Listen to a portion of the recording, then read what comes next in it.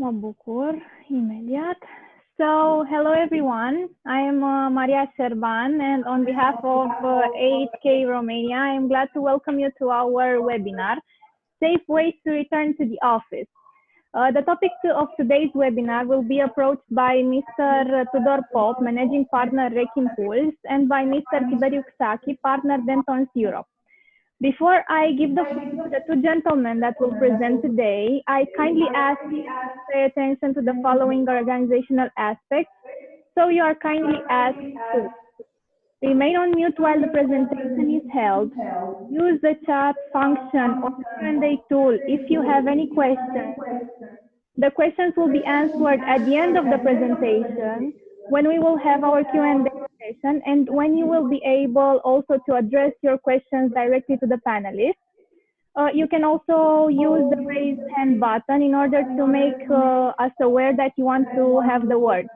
Also, please note that the presentation will be sent to you with the follow-up email. Thank you for your attention. Now I give the floor to Mr. Pop and Mr. Xaki, so please enjoy. Hello. Thank you for joining. It's really a pleasure to welcome you. When you look around us, you see that we have a little bit of a special setup here. We're testing our new webinar facility. So sorry if the beginning was a little bit abrupt. We were still testing the sound. I will introduce shortly myself, and then I give over to Tiberiu to introduce himself, and then we'll start the presentation. So I'm Tudor Pop, Managing Partner of REC Impulse consulting company, specialized in consultancy, project management, and planning for office buildings and commercial real estate. We have been involved in this business for over 15 years. We are a German company with office in Bucharest and many other offices throughout Germany. And since 1.5 years, we started a new project by building our own co-working facility, which is Hotspot, and this is the place where we're at now. And we welcome you here in our virtual facility. And Hotspot is also an office where we test a lot of our concepts and ideas. So this is why we wanted to be here. And now I'll give over to Tiberiu to introduce himself. Tiberiu, please. Hello, thank you everybody for joining our webinar. I believe, and I hope that our topic is of interest in these days, in the current context. So my name is Tiberiu Xaki. I'm a partner with Dentons. I'm a partner with the firm for more than 20 years. I'm coordinating the employment practice, and we'll cover almost all range of the employment methods for our clients, including employment litigation. Thank you, Tudor. Okay. So our topic today is how to return to the office in a safe manner. I entitled my presentation "Back to Work: Safer Workplaces for More Efficient Work." We will have a presentation, and then at the end we will have a Q&A session. We will approach, of course, real estate and legal issues. It will be a ping pong. If you have questions, please put them on the Q&A part of the webinar, and we will try to answer them at the end of the session. Okay, so let's start. I think you're all aware that we are still in a lockdown and in a very unusual situation. The last 8 weeks have been quite a shock for everyone. I put here some data that might be not 100% accurate because they're changing every day, and it's not important to look at the numbers, but at their size or at the effects. I think the shock has been for the entire economy. It's been a tough 2 months for everyone. And we have been completely unaware and unprepared for this topic. But now more and more we get used to, and we see a little bit of the end of the light of at the end of the tunnel, and hope that soon we will be able to return. So this is why we are preparing. But before we go into technical details and talk about the topic, I just wanted to give you a bit of an insight. Actually, that this has been a topic since ages. Diseases have influenced and have shaped our societies and our cities. So we have seen a lot of changes during history, influenced by diseases or by really important events. This is to say that in the future we hope to also benefit from this things that we learn and improve things, and we look at the whole topic from a positive atmosphere and from a positive point of view.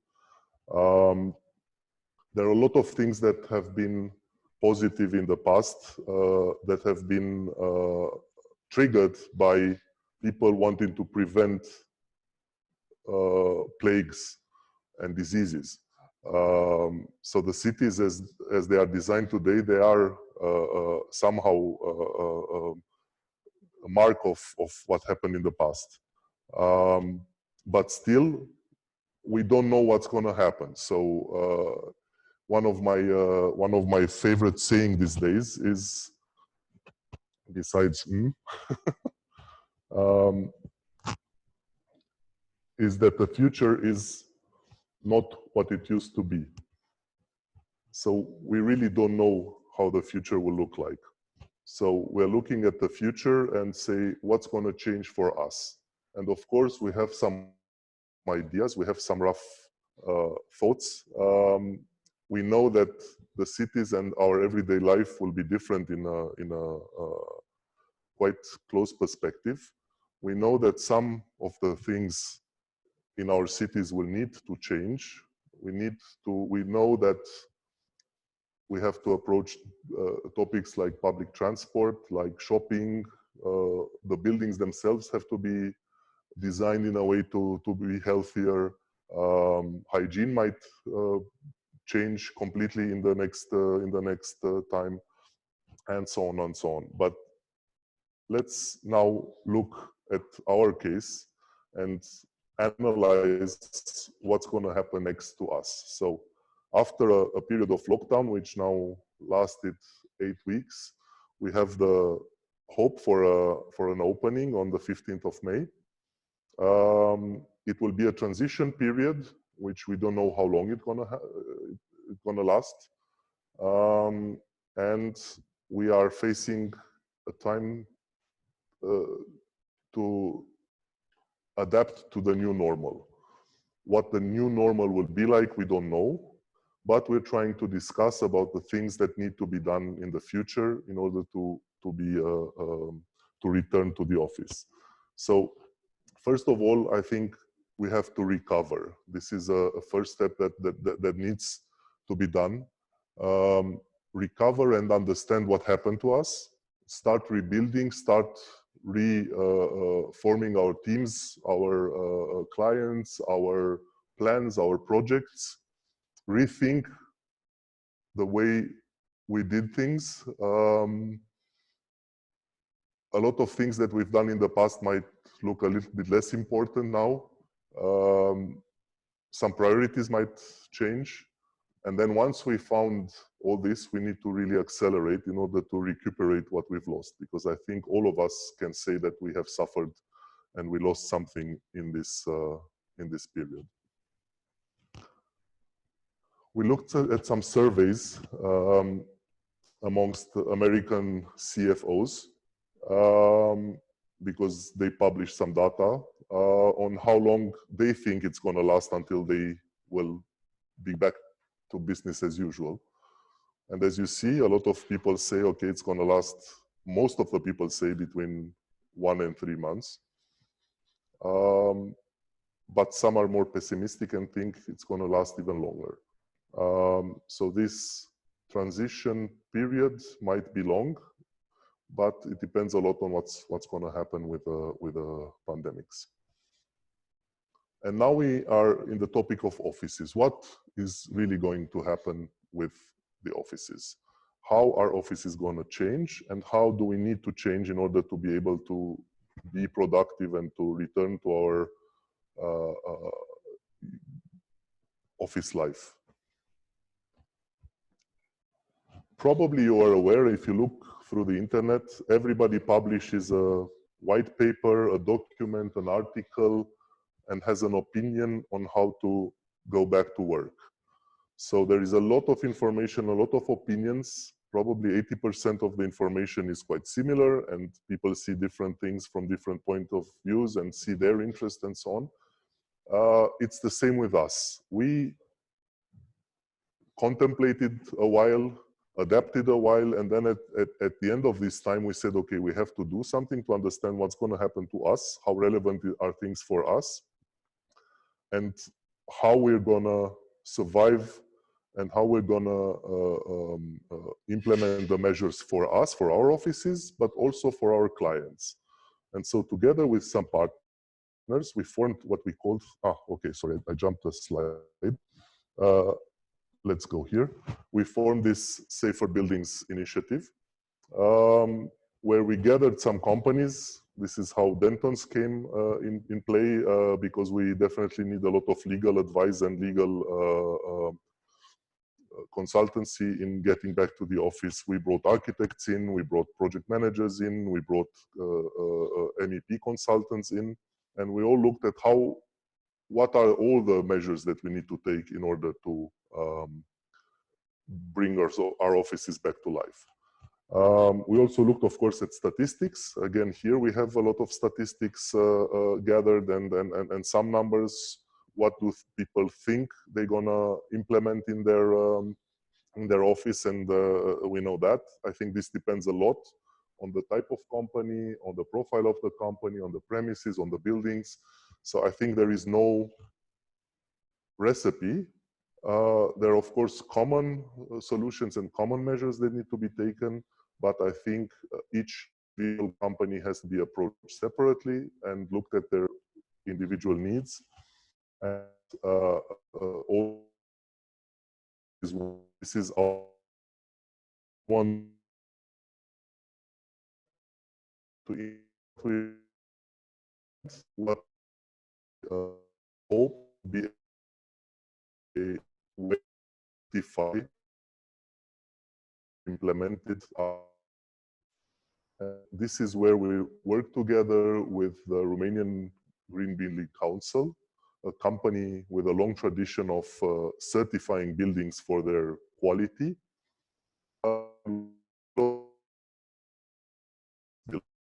We are in the middle of it. We will come up with details in a couple of weeks. But our goal is not only to implement these measures, to spend money, to effort, and to put a lot of thinking and of effort into it, and say, okay, something I have no clue whether or not, but to really have a certification that will give a certain safety that what they've done is right.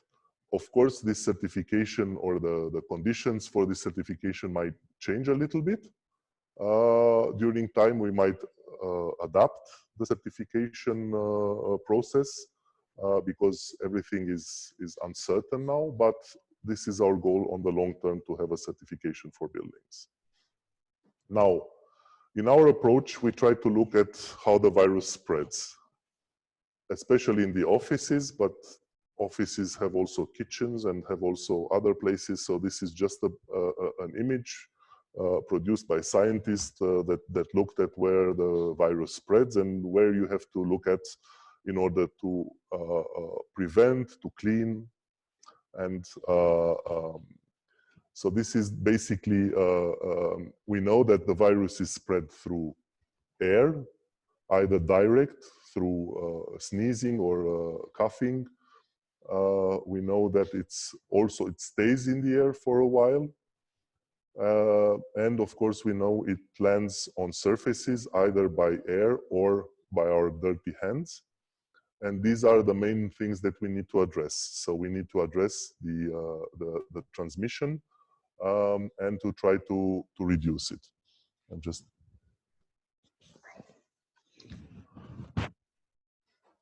of course, not everything can be done so quick.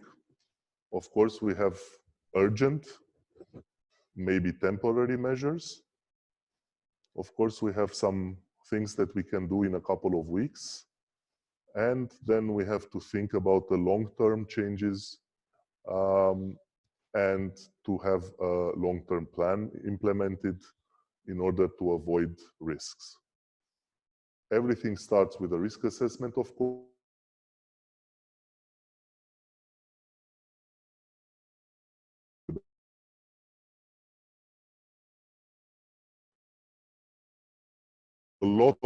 There are a lot of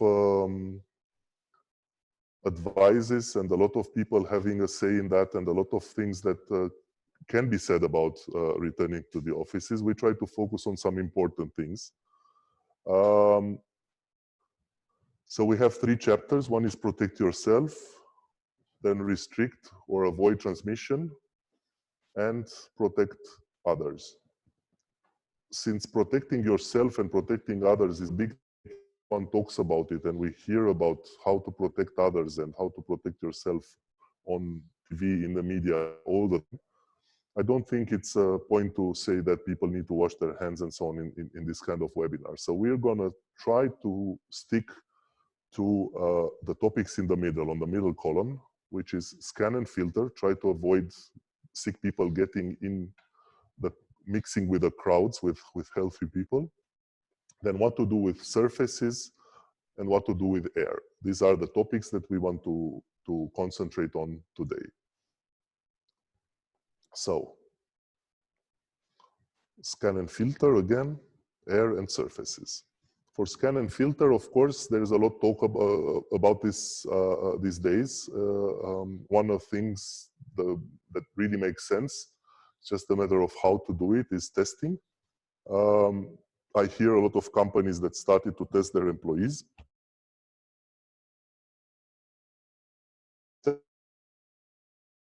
In a minute. Then temperature scanning. Of course, when people are really sick and they already got fever and they run around offices, it's not a good idea. And of course, we have to avoid that. But the is where to that have been identified with fever. And then, of course, this is something that everybody can do, is to have everybody joining their office or being in the office fill in forms that they're healthy. This is actually implemented with doctors in hospitals and so on. Every day they have to check their and sign a paper that they have. With air, we have the, how do you call it, tongue twister, de-densification. Meaning to reduce the density in your offices. Of course, you can do shifts.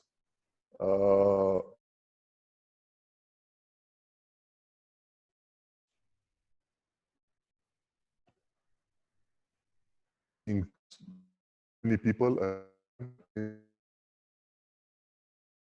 to do something with a fresh air supply, and then you need to do something with a recirculation of air. And with surfaces, of course, you have cleaning and you have disinfection, and maybe we should all think about some of the materials that we use every day and to switch to other more easier to clean and so on.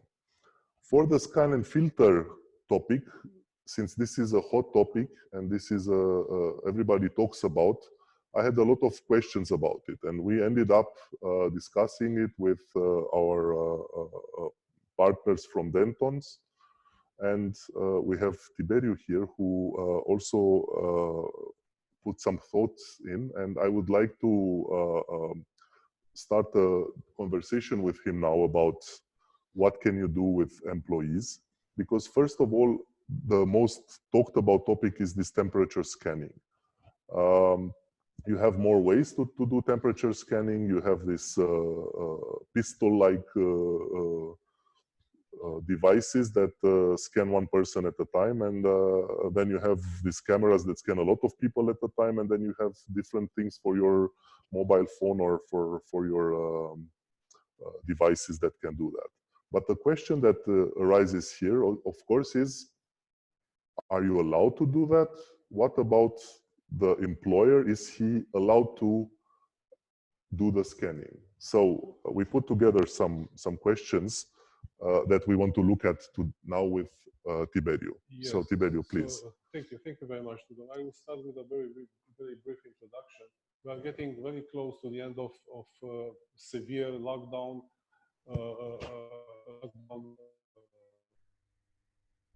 Lockdown procedure. In this lockdown timing, employers and employees equally face tremendous challenges, and the main challenge was that most of the employees had to stay at home and find alternative ways to keep working, teleworking, working from home. And now, as the end of the lockdown period is getting closer, the employers are expecting employees to return gradually to the regular workplaces. Such return cannot be done very simply overnight. There are some, as Tudor explained in more general terms, there are measures, the prevention measures that employers must take. This is a must to prevent spreading of the virus and of the employees. Questions that may be raised in connection with the returning of the employees to the workplace. One of these first questions would be, are the employers allowed to use thermoscanners to check the temperature of their employees? This is a question that was already raised by Tudor. The response is simple, because from GDPR data, sensitive data, which cannot be any actions.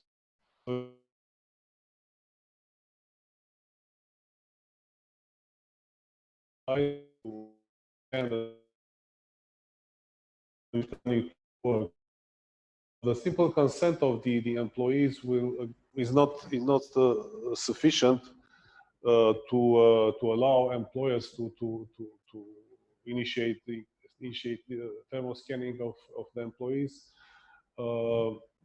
The easiest way to deal with this issue, before the authorities will institute some legal in this. Temperature scanning is the most common way to try to prevent the spread of the virus. The employers should simply ask the employees to take the temperature at home before coming to work, and report them if there are any issues, if the temperature is over the threshold which would indicate a possible infection with the virus. Another question would be whether the employer may test its employees for COVID-19. Yes, in principle, yes, but they need first the consent of the employees, and most importantly, if such consent is given, the testing should not be done by the employer, but by the work medicine doctor, which is retained by the company. You need to have somebody qualified to do this in order to avoid any potential risks in the process of testing the employees.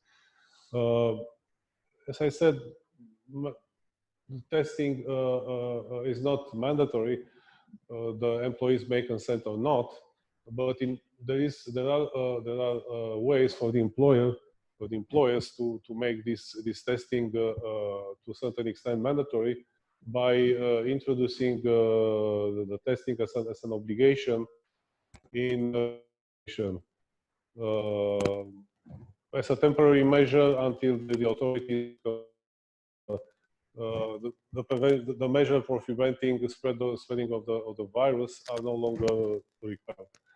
This is not a very simple process because any change, any amendment, any addition to the internal regulation is subject to a prior consultation, information process with the employees, and when deciding whether to include the testing as a mandatory measure in the internal regulation, you should consider the timing factor. Another question that I try to anticipate is who should draw up the prevention plan, the measures that an employer should take in order to prevent spread of the virus and infection of its employees. Normally, such plan should be drawn up by the health and safety department of the employer or by the external provider.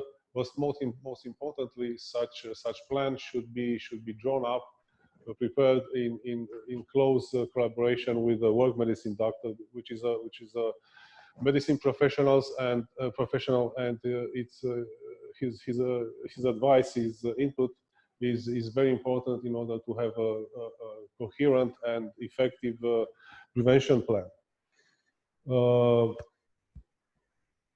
A first step in starting to work on such prevention plan is to assess, to identify the risk and assess the risks.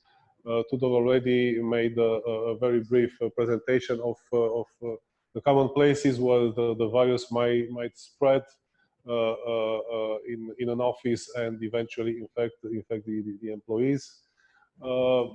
In any way, such prevention plan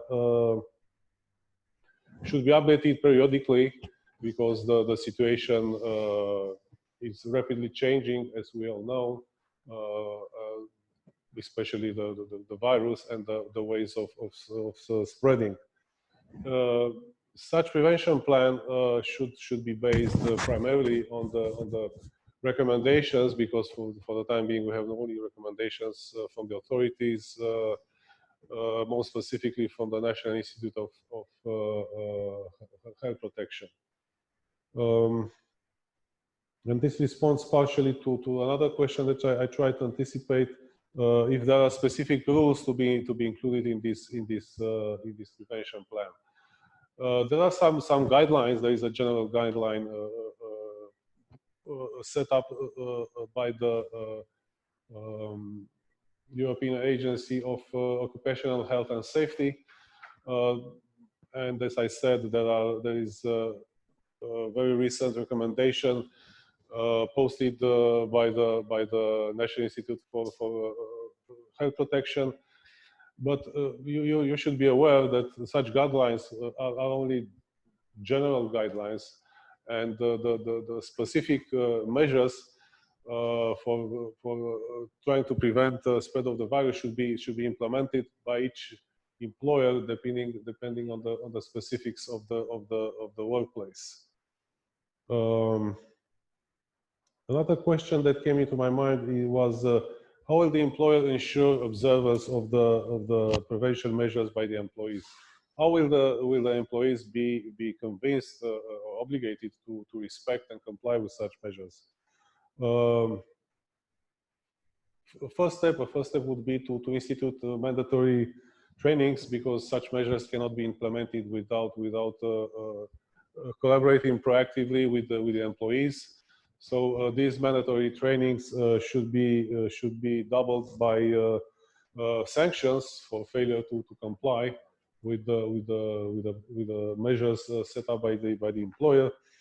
And for enforceability reasons, I would suggest that such issues like mandatory trainings and sanctions for failure to comply to be included in the internal regulations of the employer, because in case employees should be aware that in case they for various reasons refuse or fail to participate in mandatory trainings, or even worse, fail to comply, there would be serious sanctions. The most severe sanctions could be disciplinary dismissal.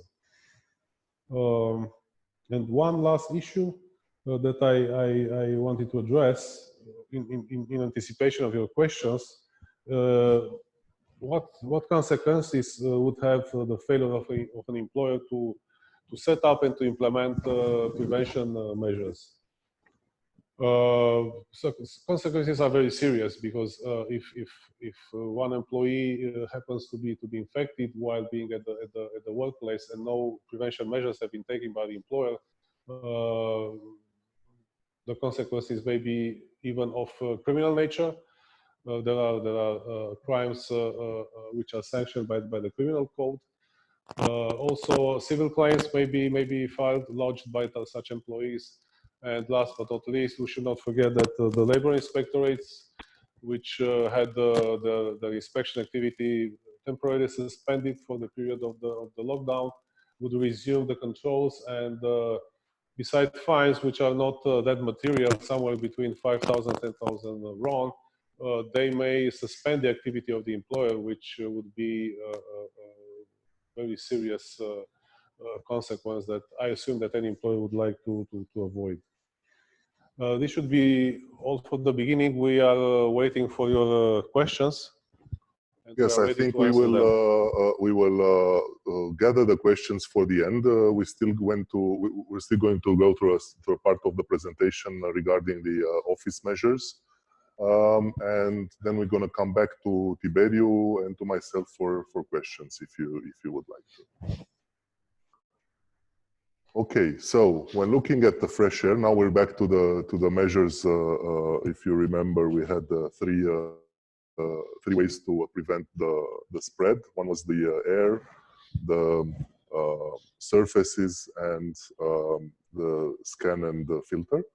So now, when we look at the air, fresh air has a big role in preventing the spread of the virus. And there are studies showing that the amount of fresh air in an office reduces the particles moving around. And there's a graph on that. Of course, this has to be discussed with the landlord, because fresh air in the office is a central thing, and you cannot influence the amount of fresh air that you get as a tenant. And again, we're not talking here about the usual fan coils that you use to cool and to heat, but the fresh air supply, which is mandatory and which is constant in a building. If you have a building, of course, with openable windows, then opening the windows for long times. Short times really do not.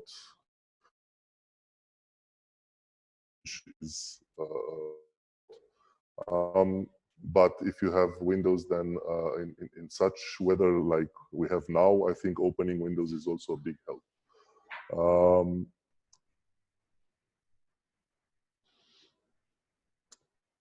Let's move to de-densification. Usually offices nowadays are quite crowded. When especially open spaces, a lot of people talk about the death of the open space. In the future, I do not think this is going to be so dramatic, but definitely it's going to change. I think definitely the quality is going to get better, and people will get a little bit more air to breathe around them. But if you look at the proper de-densification of a crowd of 100 people here, it needs quite a lot of space. So this is a huge thing to do, and I don't think there is one company being able to do this right away. No company has the double surface or the three times the surface available, nor can it afford to rent so much space. And so this is not a let's say quick and easy answer, but it can de-densify the existing office on the left. And what about the rest? So if you change your density in your office, of course you say, okay, every second seat can be taken. then you have half of the people with no place. And of course, the most obvious reason that everybody is now actually already doing it is home office. Home office is a good way to bridge a period of time. Is a good way to help. You know, when you have no office, but for some people it's not the solution. So I think only a few people will transit to home office. Surely more than before. Maybe the numbers will get significant. Now in Romania, we had only 4%, I think, of people. Am I right? Or is that? I think the number increased dramatically in this period. No, but before that, I think it was somewhere around 4%. And we expected to get even to 20%, but still there are some people left in the office that will have no place to go. So what about the rest of people? Well, the obvious answer is I think they will go to a co-working, a flex space that is available, where they can meet the conditions, the hygiene, and so they're all prepared and will be able to accommodate not only those who the company thinks should go in a co-working, but also some people who did not adapt to home office. I think there are people who would say, okay, I have a small child, I have a small apartment, it's noisy, it's not possible really on the long term. It went okay for a couple of weeks, a couple of months, but on the long term, this is not my workplace. So I think people will transit also to new ways of working and to flexible spaces. This is an example from our space here. We had a client who used this space with 36 workplaces. And we were asked to give him the option to increase the space between people, and you see what happened. And he can use 28 workplaces with a lot of distance between the workplaces.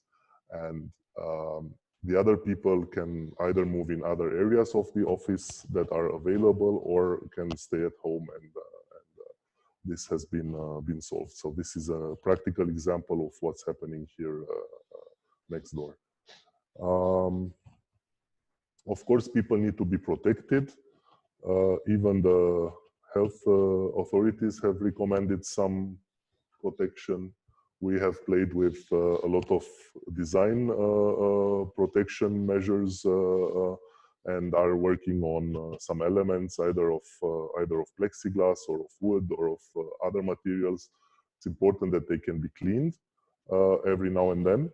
But also the question is, if you have people walking around and you have people in the corridors and in the bathrooms and so on, then it's going to be quite difficult to protect them only with this. So it's a temporary solution.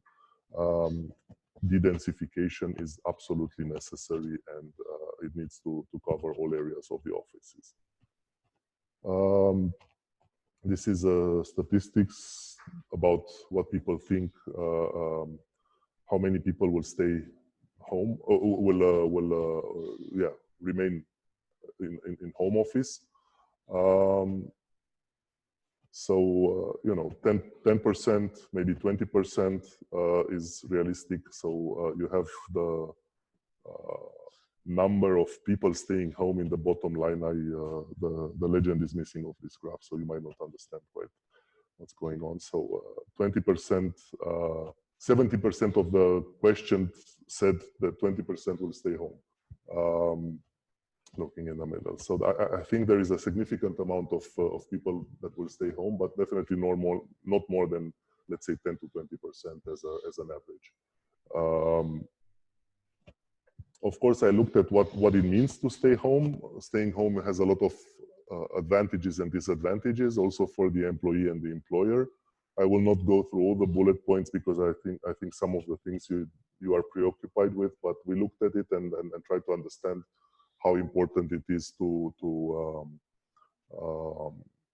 understand and to implement the right measures, and sending people home does not necessarily mean just to stay, to have them stay at home, but you also have to think about the measures, about their safety, about their comfort, about their communication, about their tools. There are a lot of things that need to be implemented. So when you have people that will stay at home, this 10 or 20% of the staff, I think you need to do a couple of things. I think you have to provide them with IT equipment. I think you have to advise them or even help them with ergonomics, maybe give them a monitor, maybe give them a chair that is comfortable, and keep connected, keep them involved in the teams that used to be their normal office life. So don't look at it as just getting rid of people and making more space in the office, but it's very important that the home office is a proper working office with a lot of amenities. So it should be also a pleasure to be there. Somehow something happened to my slides, just a second.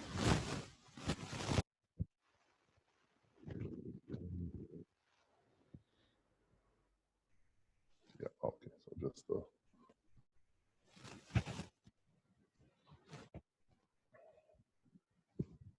no, it's something in, yes, okay.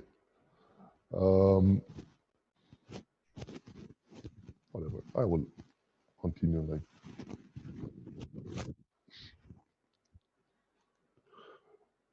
Okay, I will switch to surfaces, and it's when we're talking about keeping people safe. I think as the virus spreads a lot through surfaces, a lot of studies show that natural light has a big importance on how to solve this and to clean the surfaces. The natural light, even the one that passes through windows to certain degrees, there are not enough studies on the COVID virus, but on other very similar viruses that are really affected by natural light. So even by the visible light and also by the UV light and by the normal spectrums of UV light, not only by UVC. The UVC is obviously the most effective one, but allowing a lot of natural light in your office is a big benefit because it really reduces the numbers of bacteria and viruses. And it also has a beneficial effect on the people themselves by producing more vitamin D. The body is better prepared to fight the disease. So this is talking to surfaces. Another ways to deal with the surfaces is UV light. This is, I put there a tension mark. All these things are really, should be done by professionals. All these things are really dangerous if not used properly. UVC light or UV light in general can be damaging to skin, to eyes. But it's really effective in disinfecting. So it can be used to disinfect closed areas that are challenging, like elevators or bathrooms. It can be used for surfaces and for objects, but you need a professional to recommend the proper light, because you have three factors that are relevant. One is the intensity, the distance, and the duration. So if you do not respect the proper intensity, distance, and duration, you might end up either by burning something or affecting people, or by not having the expected result if it's too low the concentration. Another effective measure to disinfect rooms, which is a combined, it disinfects also air and surfaces, is through ozone. Again, it can be really dangerous. Ozone should be done only when people are not present, ozone disinfection should be done only with a certain, with well prepared and well maintained equipment. And a lot of fresh air should be allowed in the rooms afterwards, because the presence of ozone in the air is not healthy for people. So this is something, again, to be designed and dimensioned by professionals. We have the right suppliers and the right consultants in our group to dimension all these things. So please ask us if you need to know more. I'm switching now to HVAC because I got some slides a little bit scrambled. So HVAC is, of course, very important in the measures. It's very few regulations speak about HVAC.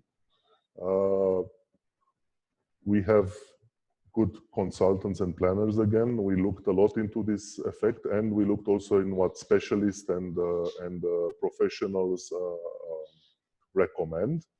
So in the recommendation of the European Federation of HVAC planning companies, the REHVA, they have done studies and they have performed tests that fresh air from outside is beneficial, so the fresh air installation should be kept on. The heat recovery features of these air handling units have to be checked because they might be a potential problem when mixing in and out air. They also have a claim, which is still to be proved, that the duct cleaning is not necessary because the virus either does not stay there or does not come back through the ducts. But a big problem is with the fan coils. So at the moment, the fan coils, meaning the usual means in the office to heat and to cool, should be kept off because they only recirculate air. Their filters are really primitive. They're only dust filters. And basically, they recirculate the air with viruses. So for the moment, until we're also looking at a lot of solutions for these fan coils and have some ideas on how to solve that, they should be kept off. The Romanian Health Authority, whatever, this National Institute for Health, for public health, recommends that a weekly nebulization should happen. I agree that nebulization is effective, but I don't think that weekly is enough. It's still better than nothing. But for fan coils, I think if you run them day in, day out, they might become infected and the weekly cleaning might not be sufficient. So for the moment, we really recommend to keep them off. We have also some challenges. Let me just check so I don't get anything scrambled again.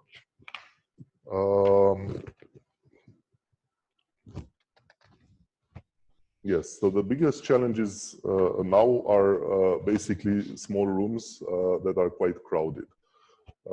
We have some solution in place, but we're still in the feasibility checking for elevators, for toilets, lavatories, kitchens, hallways, and also for meeting rooms. Meeting rooms are also a difficult issue.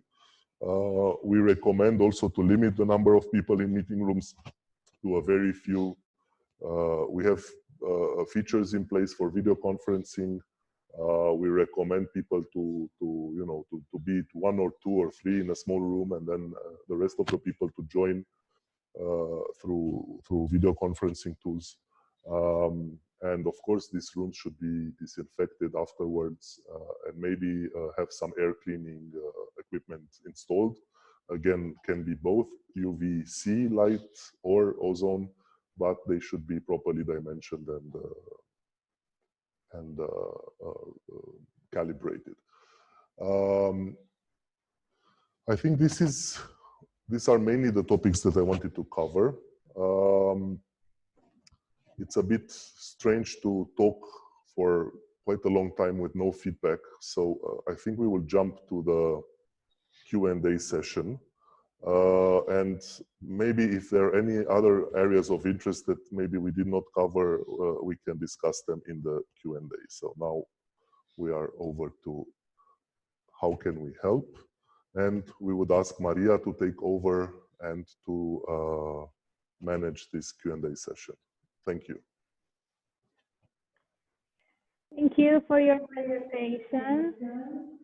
We don't have any questions nor in the Q&A tool or in chat. So please, if you have any questions, you can use the raise the hand tool, or you can write in chat, and I will give you the permission to talk.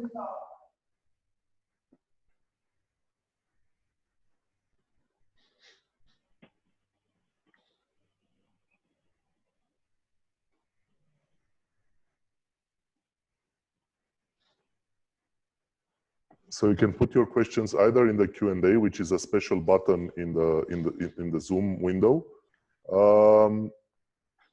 or address them by asking the question by asking for permissions to turn on your microphone.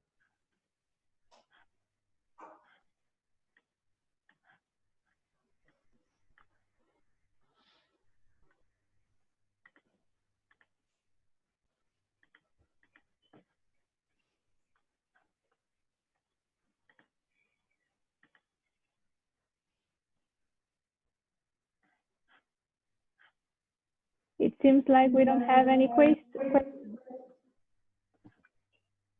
Oh, Daniel,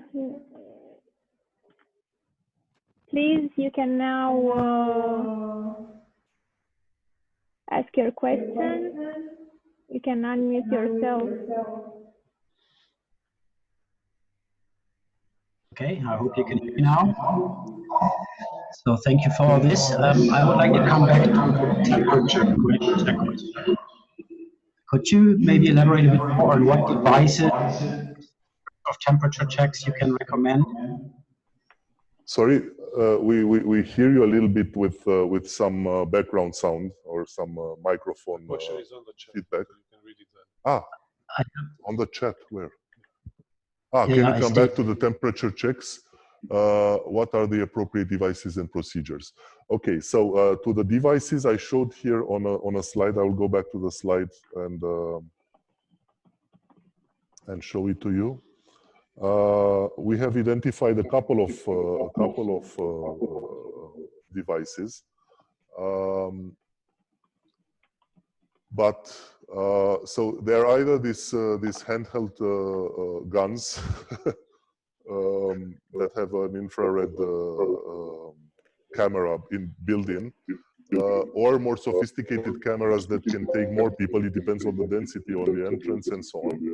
And then you have the mobile device, which is more an improvised solution. I mean, we have one of these, and you have the problem that the battery runs out, or it's not very reliable. So the question is how accurate they are. In theory, laboratory, you see the accuracy is quite high, but I doubt that in practice this is okay.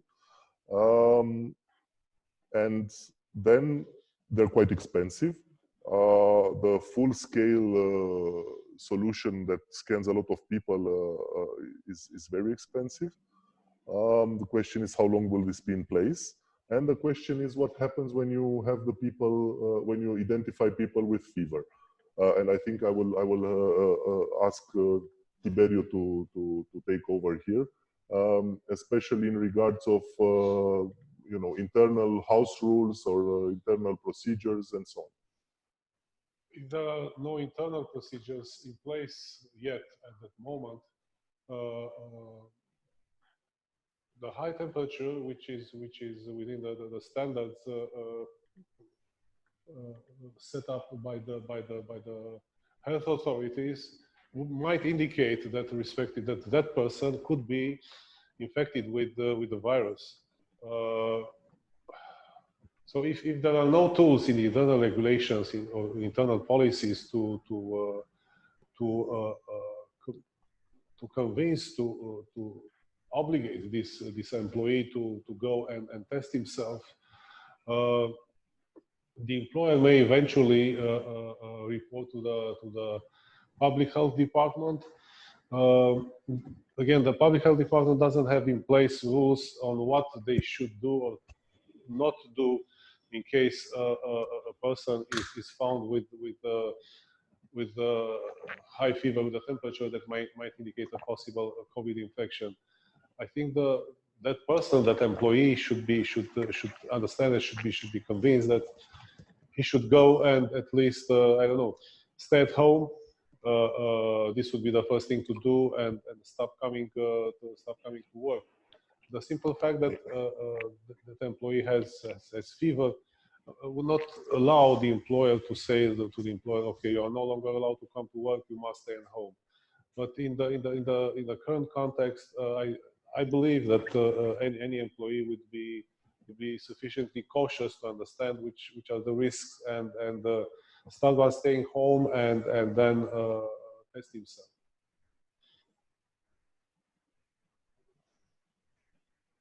Did this answer your question, Mr. Löwer?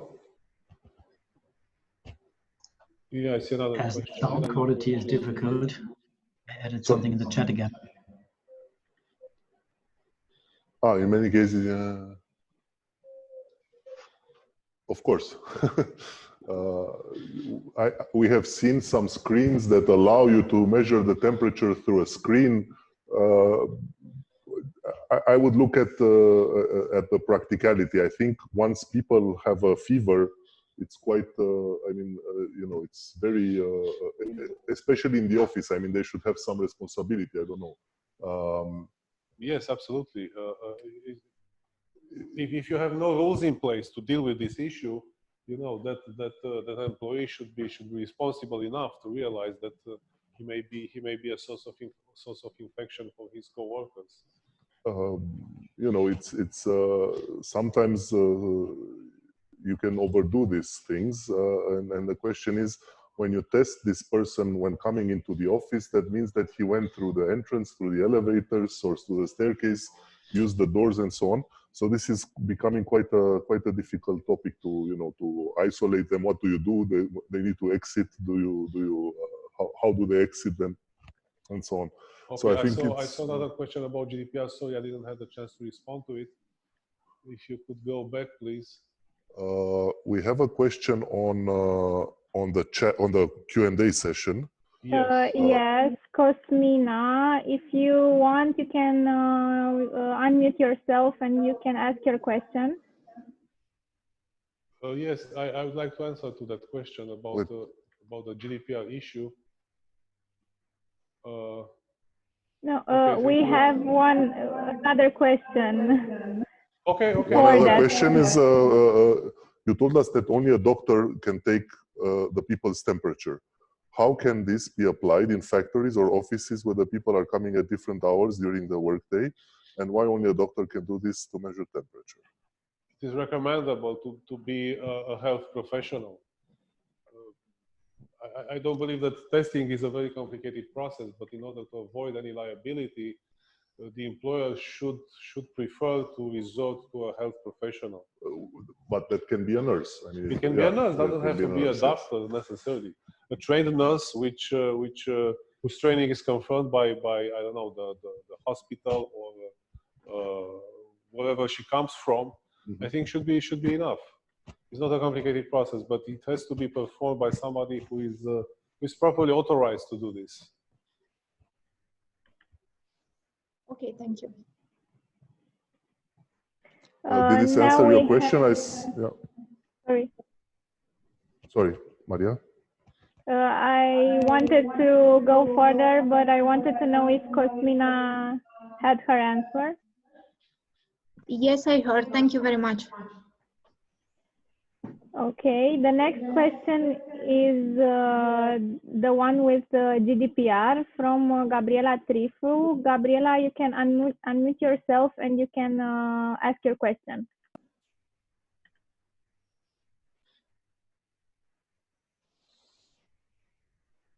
Hello, can you hear me? Yes. Okay. So my question is related to GDPR. If we take the temperature of the employees, but we don't store it because it's not our purpose to store the temperature, and also there is no possibility to match the employee's name and the temperature because we just want to see if the temperature is 37, and if it is, the employee should go home. Is a GDPR issue from your point of view? You are mentioning about storage, but this implies also processing. But if the temperature checks are made at the, let's say, at the entrance of an office building, not by the employer but by the owner or the management company, and this temperature scanning is made on a no-name basis, I think there would be no GDPR issues. Exactly, this is the situation. There is no face recognition, and indeed this is our situation when the landlord would like to take this temperature, so would be fine from this point of view. To the best of my knowledge, there are some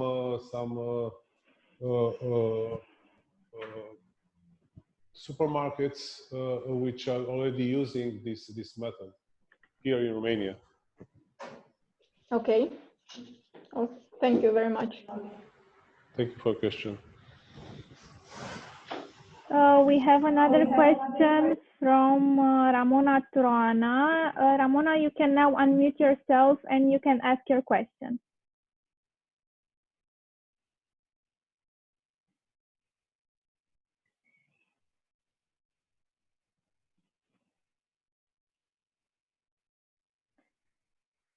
Okay.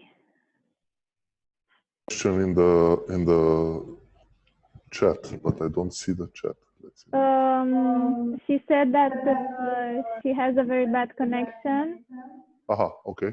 So, So what do you think is the best consumable Yeah. materials to be used as protection for daily use? Masks, disinfectants are mandatory.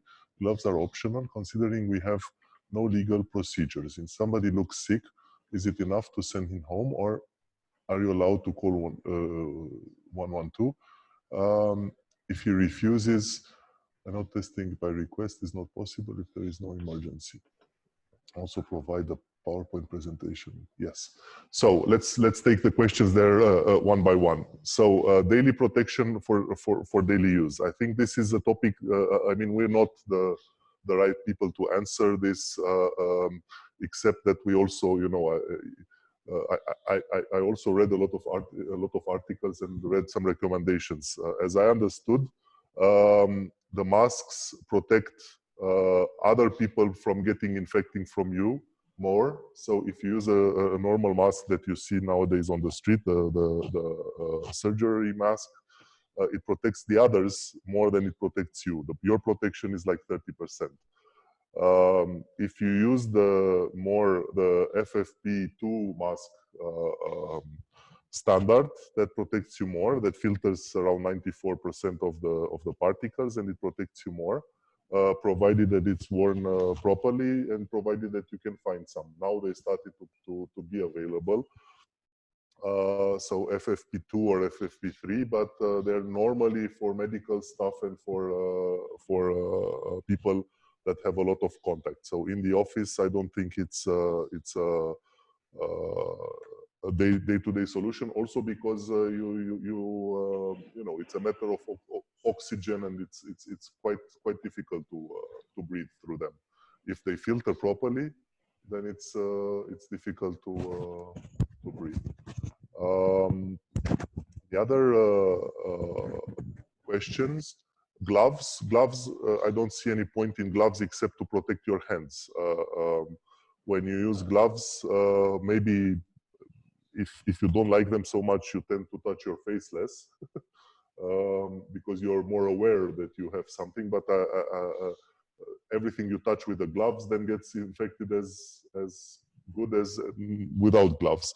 The only reason to wear gloves is if you have a problem with your hands and it does not allow you to disinfect a lot or very often, or if you work with blood or something, which is not the case. So medical staff is wearing 1, 2, 3 layers of gloves because they work with infected people and so on. So I don't see the point in gloves.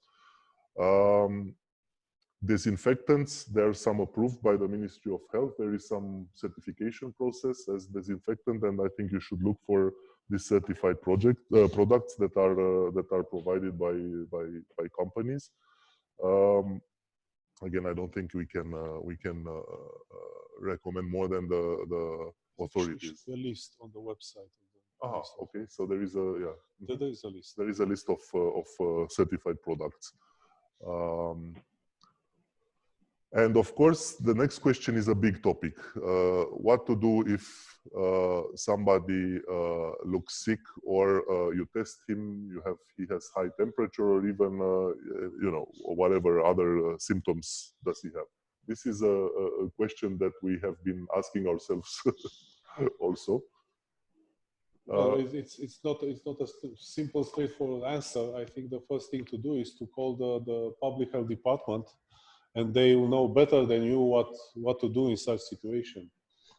Provided that they have the capacity, because yes, I don't know if calling the emergency services 112 will help. If you call 112, they will take the employee to the hospital, and I don't think it may be premature. Yes. Anyway, even if you do the test that companies are doing right now,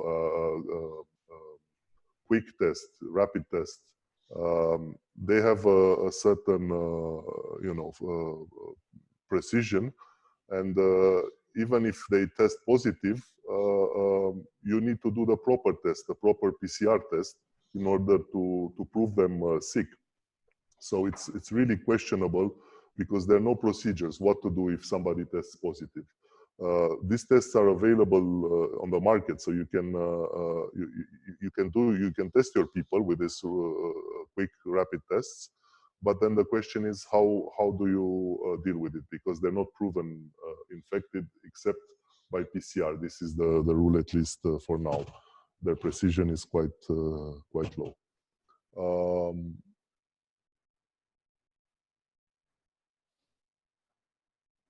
Yes, if people refuse testing, this is a legal thing.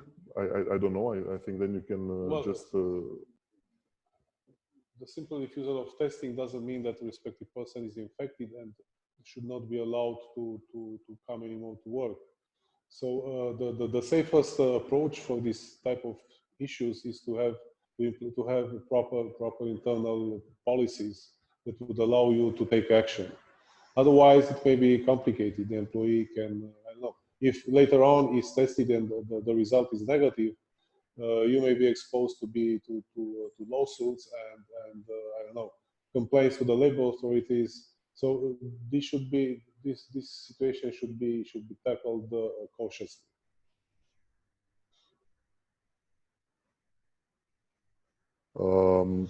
Did we answer your question? Can you confirm or?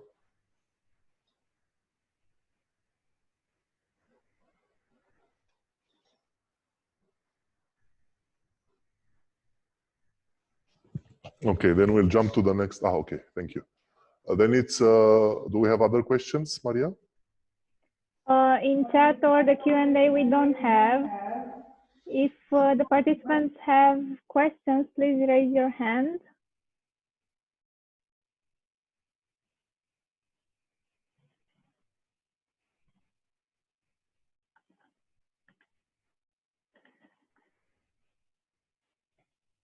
It seems that we don't have other questions.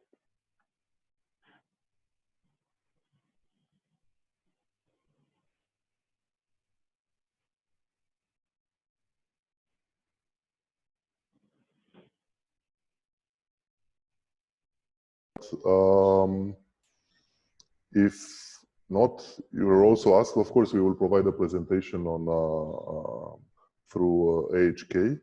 We will distribute it to the participants, and also the webinar can be watched on the AHK website later on.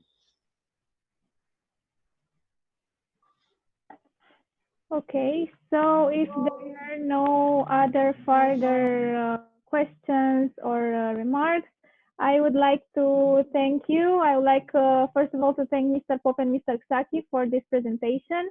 I would like to thank the participants for joining us today, and also for further to see our further webinars. You can go on our website on events tab, and there you can see our further webinars, and you can also see our newsroom, where you can find a lot of up-to-date data. For further questions, please feel free to contact us, and see you soon, I hope. Thank you for joining, and have a nice day. Our side, and thanks Maria and AHK. And also we would like to have some feedback, if possible, on our webinar format. If you, what you think about this webinar format in our studio here. Thank you Thanks a from my lot. side as well.